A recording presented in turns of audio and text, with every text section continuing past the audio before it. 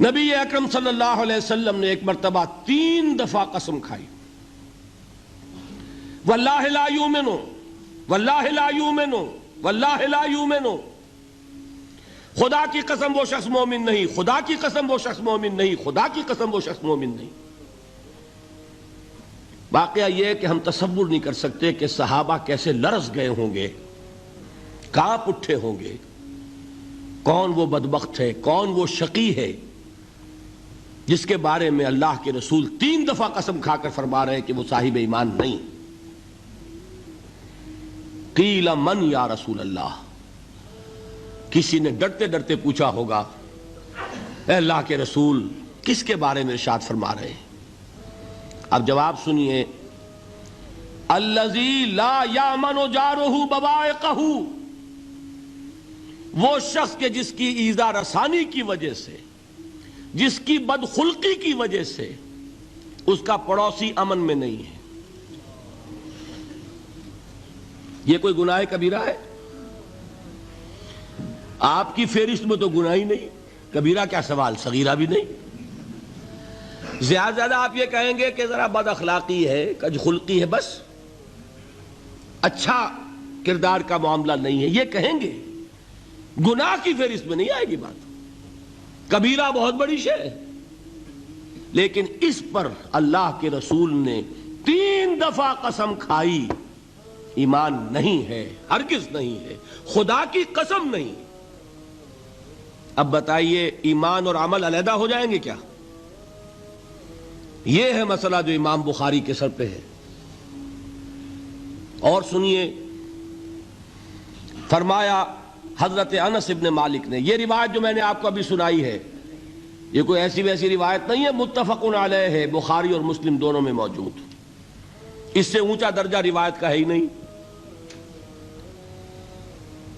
راوی کون؟ ابو ہریرہ رضی اللہ تعالی، ان کی والدہ لے کر حاضر ہو گئیں، یہ بچہ حضور آپ کی خدمت میں رہے گا، آپ کی خدمت کرے گا، آپ کے پاس رہے گا، ٹھیک ہے۔ وہ حضور کے خادم خاص ہیں، جیسے ذاتی کوئی ہوتا ہے معاملات میں مدد کرنے والا، خدمت کرنے والا، وہ ہیں انس ابن مالک۔ چونکہ ان کا تعارف ہو گیا ہے رضی اللہ تعالیٰ عنہ، تو ایک بات پہلے اور سنا دوں، جو بچہ اپنے اس بچپن سے لے کر 9 برس کی عمر تھی جب آئے حضور کے پاس، انتقال کے وقت عمر کتنی ہوگی؟ 19 برس، 10 برس حضور کی خدمت میں رہے۔ پہلے تو حضور کے اخلاق کی جو گواہی وہ دے رہا ہے وہ اس کی زبان سے سنیے کہ میں 10 برس حضور کی خدمت میں رہا، کسی بات پر ڈانٹنا تو کجا، حضور نے کبھی مجھ سے یہ بھی نہیں فرمایا کہ اے انس تم نے وہ کام کیوں نہیں کیا۔ یہ ہے ایک آقا کی حیثیت سے محمد الرسول اللہ صلی اللہ علیہ وسلم کا اخلاق۔ اگر نہیں کیا خود کر لیا، کوئی ڈانٹ ڈپٹ نہیں، حالانکہ بچے ہیں، بچوں کو ویسے بھی ڈانٹ ڈپٹ دیا جاتا ہے، لیکن نہیں۔ اب ان صحابی کی ایک گواہی سنیے، قلما خطبنا رسول اللہ صلی اللہ علیہ وسلم الا قال، فرماتے ہیں کہ شاذ ہی کبھی ایسا ہوا ہوگا کہ حضور نے کبھی خطبہ ارشاد فرمایا ہو اور اس میں یہ الفاظ نہ ہو۔ الفاظ سمجھ رہے؟ جب بھی خطبہ دیتے تھے آپ یہ الفاظ ضرور فرماتے تھے، شاذ کبھی رہ جائے تو رہ جائے، قلما خطبنا رسول اللہ صلی اللہ علیہ وسلم الا قال، کیا فرمایا؟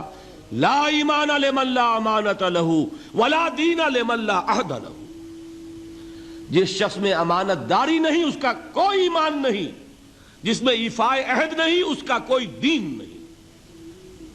بنا پھرتا ہو وہ دیندار، بنا پھرتا ہو وہ صاحب ایمان اور امتی حضور کا، امانت داری نہیں تو ایمان نہیں، ایفائے عہد نہیں تو دین نہیں۔ کس کا فرمان ہے؟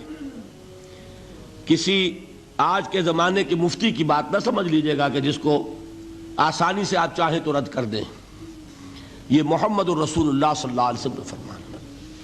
اور سنیے پھر ایک متفق علیہ روایت بخاری اور مسلم کی، راوی پھر کون ہے؟ ابو ہریرہ رضی اللہ تعالیٰ عنہ۔ فرماتے حضور نے ارشاد فرمایا لا یزنی الزانی حین یزنی وہو مومن ولا یسرق السارق حین یسرق وہو مومن ولا یشرب الخمر حین یشرب وہو مومن. کوئی زانی حالت ایمان میں زنا نہیں کرتا. کیسے ممکن ہے؟ ایمان ہو اور زنا ہو جائے، پھر وہ ایمان دھیلے کا ہوا؟ کیا قدر و قیمت اس ایمان کی؟ وہ تو اٹھا کر پھینک دینے کی چیز ہے. ایمان اور اخلاق پہ اثر انداز نہ ہو، ایمان اور کردار کو نہ بدلے، ایمان اور عمل کو نہ بدلے تو کس مرض کی دوا؟ پھینکو اٹھا کر. نہیں ممکن کہ ایمان ہو اور زنا ہو، نہیں ممکن کہ ایمان ہو اور چوری ہو. لا یسرق السارق حین یسرق وہو مومن. کوئی چور حالت ایمان میں چوری نہیں کرتا، کوئی شرابی حالت ایمان میں شراب نہیں پیتا. ولا یشرب الخمر حین یشرب وہو مومن. کوئی شراب پینے والا وہ مومن نہیں ہوتا جب وہ شراب پی رہا ہوتا ہے، اس وقت اس کے دل سے ایمان نکل جاتا ہے. اب دیکھیے یہاں کیا میں نے کل بتایا تھا نا، مغالطے کیا ہو گئے؟ مغالطے یہ ہو گئے کہ اس کو سمجھ لیا قانونی بات. یہ قانونی بات نہیں ہے، وہ قانونی ایمان کی بات نہیں ہو رہی، یہ حقیقی ایمان کی بات ہو رہی. قانونی ایمان کی بات ہو تو یہ کافر ہو گیا. پھر کافر نہیں ہے. قانونی ایمان کا دار و مدار قول پر ہے. یہ وہ حقیقی ایمان ہے، قلبی یقین والا ایمان. اس کے بارے میں فرمایا جا رہا ہے وہ دل سے نکل جاتا ہے تو گناہ ہو سکتا ہے. ایک اور حدیث میں حضور نے اس کو اور واضح کر دیا. جب کوئی شخص گناہ کرتا ہے تو ایمان اس کے دل سے نکل کر اور اس کے سر پر منڈلاتا ہے جیسے پرندہ ہو. اگر توبہ کرتا ہے تو واپس لوٹ آتا ہے، توبہ نہیں کرتا تو رخصت ہو جاتا ہے. بتائیے کوئی اشتباہ رہ گیا؟ لیکن خدا کے لیے دو انتہاؤں سے اپنے آپ کو بچائیے. ایک انتہا یہ کہ اس حدیث کی بنا پر آپ کافر قرار دے دیں. یہ غلطی کس سے ہوئی؟ کل بتایا تھا بھائی، کس سے؟ خوارج سے. خوارج سے یہی غلطی ہوئی. وہ فارسی کا ایک مصرع ہے کہ مردی و نامردی قدم فاصلہ دارد. یہ باریک جیسے بال کا سا فرق ہوتا ہے لیکن زمین و آسمان کے نتیجے نکل آتے ہیں. انہوں نے ایسی حدیثوں کی بنا پر یہ فیصلہ کر دیا پھر اگر ایمان نہیں ہے تو کافر ہے. کتنا یہ آسانی سے نتیجہ نکل آیا. ایمان نہیں ہے تو کافر ہے. لا ایمان لمن لا امانت لہو. کوئی شخص امانت میں خیانت کرتا ہے تو اس میں ایمان نہیں ہے، ایمان نہیں ہے تو کافر ہے. کافر ہے تو مرتد ہے، مرتد ہے تو واجب القتل ہے. کہاں سے کہاں بات پہنچ گئی؟ بہت بڑی غلطی، بہت بڑی گمراہی. دوسری طرف ایک ہمارے ہاں اور انداز ہے کہ وہ جنت و دوزخ کے فیصلے اور قیامت کے اور آخرت کے فیصلے بھی قانونی اسلام کی بنیاد پر کرتے ہیں. انہیں یہ سمجھ لینا چاہیے یہ قانونی اسلام دنیا میں مفید ہے، آخرت میں وہ یقین والا ایمان ہوگا تو مفید ہوگا.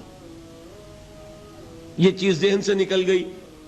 اور برا نہ مانیے، یہ اہل سنت کے اکثر عوام کے ذہنوں سے یہ بات نکل گئی.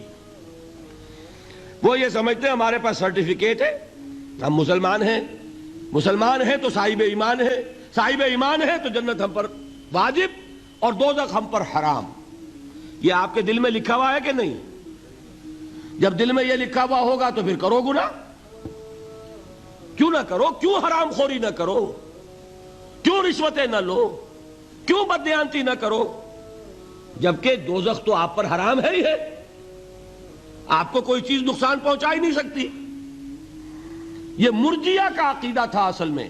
یہ دوسری انتہا تھی جو آج اہل سنت کے اکثر لوگوں کے دلوں میں بات بیٹھ گئی، عوام کے اندر، جہلا کے اندر. ان دونوں چیزوں سے بچیے. تیسری ایک غلطی کی اہل تشیع نے. انہوں نے کیا غلطی کی؟ ایمان اور اسلام کے فیصلے دنیا میں کرنے لگ گئے.